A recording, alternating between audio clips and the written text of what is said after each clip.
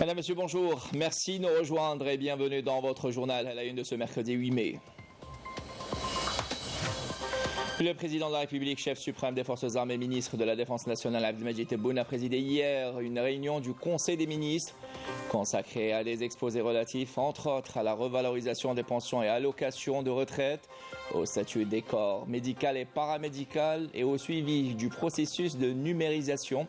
Orientation et décision du président de la République lors de ce conseil en détail dans un instant. Et à l'occasion du 72e anniversaire des massacres du 8 mai 1945, le président de la République a adressé un message au peuple algérien dans lequel il rappelle le mouvement national militant grandissant ayant abouti à des manifestations massives exprimant la révolte du peuple algérien et son aspiration à la liberté et à l'émancipation. Et Sétif abrite les festivités officielles en présence de l'Aïd Biga, ministre des Moudjahidines et des ayants droit.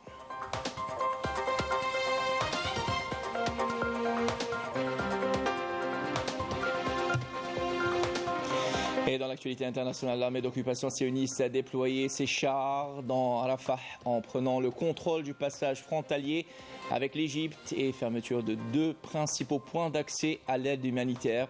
En parallèle, les attaques militaires sionistes se multiplient sur la bande de Gaza, faisant 7 martyrs d'une même famille. Et 7e art et le court-métrage algérien Coup de pouce de Abdelkader Guidoum, sacré lauréat de l'Épidore. Premier prix des 5e Journée internationale du cinéma de Sétif, clôturé hier soir à Sétif avec une participation record de production cinématographique. Voilà pour l'essentiel de l'actualité en titre. Bienvenue à vous tous. Tout d'abord, le président de la République, chef suprême des Forces armées, ministre de la Défense nationale, Abdelmajid Tebboune, a présidé hier une réunion du Conseil des ministres consacrée à des exposés relatifs, entre autres, à la revalorisation des pensions et allocations de retraite, au statut des corps médical et paramédical et au suivi du processus de numérisation. À retenir la revalorisation des pensions de retraite de 10 à 15% et les statuts des régimes indemnitaires des corps médical et paramédical actés et approuvés. Retour sur les principales décisions et orientations de ce Conseil des ministres avec Majda Jahmoun. La revalorisation des pensions de retraite de 10 à 15% décidée récemment par le président de la République a été actée hier en Conseil des ministres afin d'améliorer le cadre de vie de cette frange de la société. Les statuts et les régimes indemnitaires des corps médical et paramédical ont à leur tour été approuvés lors de cette réunion et des textes de loi inhérents à la spécificité de ces corps seront prochainement élaborés. Un cadre juridique régissant la production et la distribution des lubrifiants et définissant les normes, les critères et la qualité de ce type de produit sera élaboré. Des instructions ont été par ailleurs données pour que Naftal assure la production, en augmente le taux et se charge de la commercialisation et de l'importation des lubrifiants qui ne sont pas produits localement. Lors de cette réunion, il a été en outre question d'élaborer un schéma sur l'environnement et l'urbanisme avec pour but de revoir le système de tri et de distribution des déchets à travers la sensibilisation des citoyens et la création de start-up spécialisées dans le recyclage de déchets. Des wilayas pilotes englobant les grandes villes engageront des mesures pour le tri, la distribution et le recyclage des déchets dans une première étape avant leur généralisation. La cybersécurité a été au cœur de cette réunion qui a insisté sur la nécessité de lui accorder un intérêt particulier, notamment dans le processus de numérisation engagé par le pays. Lors du Conseil des ministres, il a également été question de la révision des taux d'intérêt bancaire jugés élevés et incompatibles avec la politique d'encouragement de l'investissement. Pour finir, le Conseil des ministres a plaidé pour l'accélération de l'application des nouvelles lois relatives au droit d'exercice de l'action syndicale. Et dans l'actualité, le président de la République, Abdelmajid Tebboune, a adressé hier un message à l'occasion de la Journée nationale de la mémoire, commémorant le 79e anniversaire des massacres du 8 mai 1945, dans lequel il écrit « Nous commémorons le 8 mai la Journée nationale de la mémoire, et en ce jour anniversaire, nous nous remémorons les massacres du 8 mai 1945 commis par le colonisateur avec une extrême brutalité, cruauté pour réprimer un mouvement national militant grandissant ayant abouti à des manifestations massives exprimant la révolte du peuple algérien et son aspiration à la liberté et à l'émancipation. Ce fut alors l'annonce ralentissante de l'imminence du déclenchement de la lutte armée le 1er novembre 1954, écrit le président de la République, rappelant que dans ce soulèvement historique et mémorable, le peuple algérien a été l'artisan d'une épopée à Sétif, Guelma, Kharrata, à Inti et dans d'autres villes algériennes, qui a surpris et dérouté le colonisateur au point de commettre un génocide, un crime contre l'humanité. Nous avons fait de l'anniversaire des massacres du 8 mai 1945 une journée nationale de la mémoire en glorification des chapitres du parcours national riche en lutte de génération en génération. Le dossier de la mémoire est inaliénable et il ne peut faire l'objet de concessions ou de marchandage. Il restera au centre de nos préoccupations jusqu'à ce qu'il jouisse d'un traitement objectif qui rend justice à la vérité historique. Alors que nous commémorons cet anniversaire en signe de glorification de notre histoire nationale et en consécration du principe de fidélité à ces artisans qui l'ont façonné avec des rivières de sang, nous nous inclinons avec déférence à la mémoire de leurs âmes pures et renouvelant notre fidélité à leurs serments et à la préservation de leurs legs et leur mémoire, tout en suivant leur voie vers une Algérie forte et souveraine. Et la wilaya de Sétif abrite aujourd'hui les festivités officielles de la journée de la mémoire en présence des autorités civiles et militaires. Présidé le ministre des Moudjahidines et des ayants droit, Laïd Biga, a présidé les activités commémorant cette journée en déposant une gerbe de fleurs sur la stèle commémorative et récité la Fatiha à la mémoire des vaillants chouhada. Et toujours dans le cadre de la commémoration du 79e anniversaire des massacres du 8 mai 1945, Canal Algérie vous propose ce soir un film documentaire, Le Mardi Noir, l'histoire d'un massacre de Amir Nebesh, dont voici un extrait. L'Algérie se souvient toujours des massacres commis par la France coloniale le mardi 8 mai 1945 à Sétif, Guelma, Kharrata et dans d'autres régions telles que Batna, Blida, Khanchla, Bourj Bouaririj, Biskra, Saïda. La sauvagerie et la violence de la répression coloniale se répandit tel un poison sur le territoire algérien. Deux atmosphères, deux ambiances. D'une part, le monde et notamment les Européens célébraient la fin du nazisme et d'une guerre sauvage et impitoyable. Et d'une autre part, les militaires et la police française avaient ouvert le feu sur des manifestants pacifiques sortis pour réclamer l'indépendance de l'Algérie. Le 8 mai, le mardi, est un jour de marché à Sétif. Donc les gens se sont rassemblés dans les alentours de la mosquée Abou Dhr al-Ghifari qui se trouve dans la cité Langar. En vérité, c'est la cité de la gare. Donc ils ont pris la marche, arrivés non loin du Café de France et de l'Hôtel de France. On a brandi l'emblème national. Donc la police a été, disons, étonnée, surprise par la sortie de cet emblème, le signe de la souveraineté d'un pays. Saad Bouzid, le premier martyr et victime de cette tuerie, il sort de nulle part. Il était parmi les manifestants. Il reprend l'emblème. On lui tire dessus. Le jeune Saad Bouzid tomba en martyr le 8 mai 1945 à l'âge de 26 ans. Il incarne le sacrifice pour la liberté et l'indépendance de l'Algérie. Dans un geste héroïque, il meurt l'emblème algérien à la main.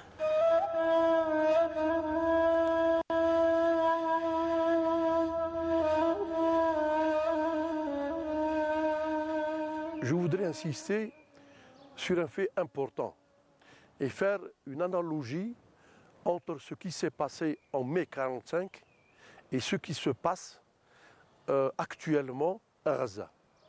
La différence entre mai 1945 en Algérie et ce qui se passe actuellement à Gaza, c'est la guerre de l'information.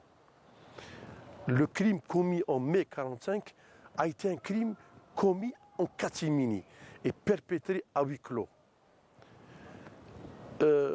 L'armée sioniste a tué plus de 33 000 civils palestiniens en 6 mois. L'armée française, les miliciens français, la Légion étrangère a tué en Algérie pendant quelques jours plus de 45 000 morts. Elle a fait plus de 45 000 victimes. Donc, la seule différence, comme je viens de le dire, c'est dans le traitement de l'information. Actuellement, il y a le Facebook, il y a l'Internet, il y a la connexion, il y a aussi l'information. Et cette information-là met l'État sioniste devant le fait accompli, et la mobilisation internationale a démasqué et démasque les atrocités commises par l'armée sioniste. Voilà, c'était là un extrait d'un film documentaire intitulé Le Mardi Noir, l'histoire d'un massacre de Melbesh, qui vous sera proposé ce soir à partir de 21h par Canal Algérie. Et dans le reste de l'actualité, l'Algérie a condamné hier, dans les termes les plus fermes, les opérations militaires menées par les forces d'occupation sionistes dans la ville de Rafah au sud de la bande de Gaza, en préparation à une offensive terrestre dans cette zone palestinienne, précisant dans un communiqué du ministère des Affaires étrangères et de la communauté nationale à l'étranger que cette escalade extrêmement dangereuse, qui augure d'un bilan meurtrier sans précédent et d'une catastrophe humanitaire de grande ampleur, confirme que l'occupation coloniale israélienne compte poursuivre l'exécution de ses plans visant à l'extermination du peuple palestinien et au déplacement forcé de ceux qui restent, souligne le communiqué, tout en ajoutant que l'occupation démontre ainsi qu'elle rejette l'appel de la communauté internationale à la nécessité d'accélérer la mise en œuvre d'un cessez-le-feu immédiat et permanent dans la bande de Gaza et de lancer un processus politique garantissant l'établissement d'un État palestinien indépendant et souverain comme solution juste, durable et définitive au conflit israélo-palestinien. L'Algérie appelle la communauté internationale à agir en urgence, immédiatement et fermement pour faire pression sur la force coloniale et à cesser de lui fournir les moyens de poursuivre sa tyrannie et ses agressions contre les Palestiniens innocents depuis plus de 7 mois. L'Algérie met en garde contre la poursuite de l'agression israélienne contre les Palestiniens dans la bande de Gaza et l'éventualité d'assister à une forte escalade avec l'offensive militaire terrestre sur la ville palestinienne de Rafah qui risque d'avoir de graves répercussions de nature à compromettre pour des décennies encore l'avenir de la paix et de la sécurité dans la région tout entière. Fin du communiqué.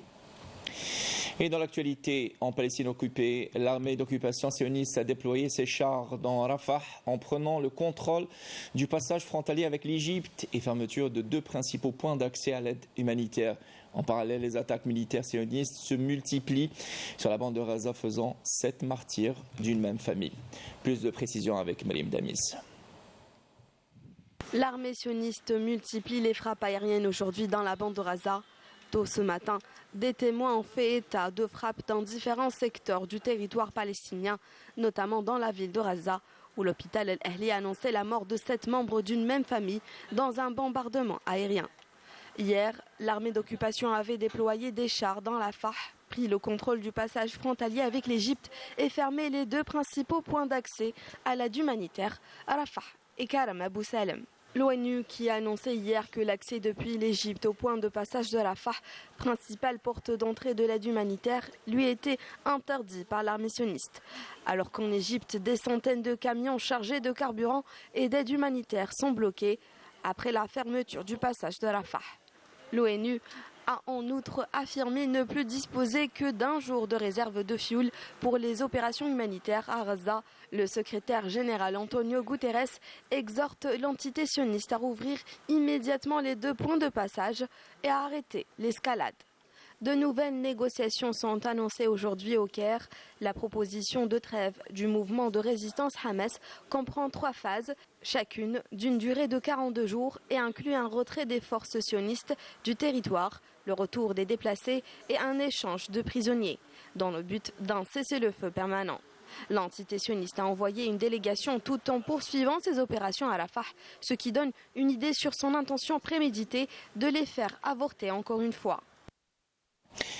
Et retour chez nous et au forum du quotidien Chab s'est tenue une conférence hier à l'occasion de la journée mondiale de la presse portant sur les médias et la résistance à l'occupation marocaine au Sahara occidental.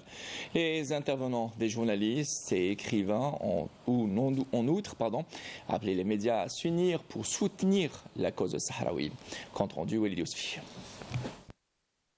Ils sont plusieurs journalistes et écrivains arabes à avoir appelé les médias à unir leurs efforts pour soutenir la cause du Sahara occidental.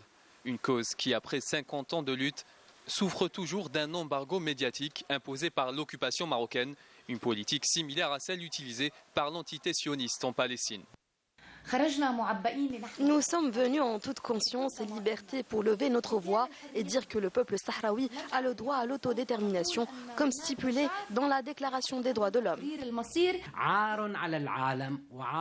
C'est une honte pour le monde et pour le droit international que ce peuple soit resté 50 ans sous occupation et qu'il n'ait pas le droit à sa liberté à établir un État indépendant. C'est l'occasion aussi de dénoncer la politique du 2 poids 2 mesures menée par plusieurs médias et de mettre en place des mécanismes permettant aux médias locaux présents dans les territoires occupés de transmettre l'information sans courir de danger. Plusieurs dizaines de journalistes sahraouis sont jusqu'à aujourd'hui détenus dans les prisons marocaines. Je suis sûre qu'un jour, la cause du peuple sahraoui mettra à nu l'hypocrisie de la communauté internationale, tout comme l'a fait la cause palestinienne. Le peuple sahraoui continue donc de lutter pour son indépendance malgré toutes les violations de ses droits, avec pour seul objectif l'autodétermination. Et fermées depuis près de 50 ans, les mines de Zekara Miliana sont la mémoire vive et des Milianais. L'histoire de ces carrières à ciel ouvert est intimement liée à celle des familles de la région lorsqu'elles étaient à l'apogée de leur fonctionnement. Ces mines employaient le tiers de la population de toute la région de Miliana. Reportage Samé Bouarar.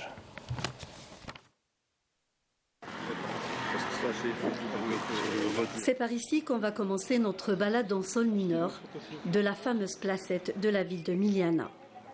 On est à la 2e édition de cette activité qui est une balade en sol mineur pour rendre hommage aux gens qui ont travaillé dans les mines du Zakar, ces mines qui ont, si on peut dire, ouvert au début des années 1900, au début du XXe siècle. Cette ville se souvient encore de l'histoire de ces carrières à ciel ouvert qui est intimement liée à celle de famille ici. Je suis le doyen des mineurs d'Algérie, pratiquement, 88 ans. Ça, c'est le minerai de fer des mines du Zakar. Ça s'appelle l'hématite rouge. Une teneur de fer de entre 56 et 60%. Ce minerai est expédié en France en 1880 pour que le Eiffel l'exploite pour faire sa structure métallique, sa charpente métallique de la tour Eiffel. Ils ont pris 8000 tonnes d'ici et de Ruina. Il y avait beaucoup d'ouvriers, il fallait beaucoup d'ouvriers. Il y avait 1500 ouvriers, donc il n'y a pas une famille ici à Miliana qui n'a pas un père ou un grand-père mineur. Et nous, à travers cette activité, c'est création d'un nouveau circuit touristique. On l'a appelé la balade en sol mineur. je dirais, le jeu de mots. Et nous sommes à la deuxième édition et c'est surtout c'est à l'occasion de la nationalisation des mines du Zakar. C'est à partir de Miliana que le président Rabbi Ahmed Boumediene a nationalisé les mines du Zakar. Et notre plus grand souhait, c'est la création de ce musée et l'aménagement de galeries pour les touristes qui sont venus nombreux ici. On emprunte cette route sinueuse pour arriver enfin dans ce lieu de mémoire, accompagné par des experts en géologie. Les mineurs travaillaient ici dans des conditions difficiles et avec des moyens rudimentaires. Les débutants qui ne dépassaient pas les 12 ans travaillaient ici en tant que mousse, c'est-à-dire comme porteurs d'eau et d'outils ou pousseurs de wagonnets. Leurs histoires sont toujours transmises de père en fils.